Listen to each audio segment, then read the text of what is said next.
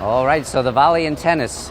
We speak about a volley. Sometimes the inexperienced player thinks that volleying is just hitting the ball back and forth. No, volleying is when you take the ball before it bounces on your side of the net.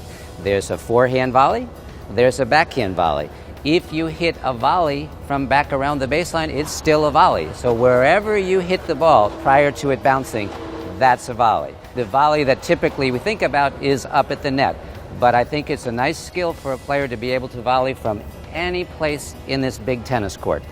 That's right, I agree. And I think that you can have what's called a swinging volley, which is where you might take more of a swing, a different type of volley.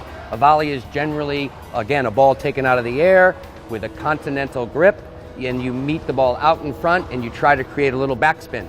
But back there, you might want to take what we call a swinging volley, because if you just punch it from way back in the court, the ball's not going to have enough velocity. So what you might want to do is do a swinging volley, where it almost looks like a ground stroke, but it's a volley because you're hitting it before the ball bounces. Most people confuse the word volley and rally.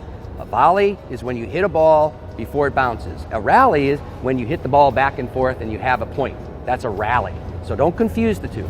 If you choose to try that swing volley that Joe speaks about, try not to do it with the ball down around your ankles, and try not to do it on a fast approaching ball. Make it be a bit of a marshmallow that you're in mid-court that you feel like you can get a good swing at. That's right. And the volley is often a shot that you do at the net to end a point.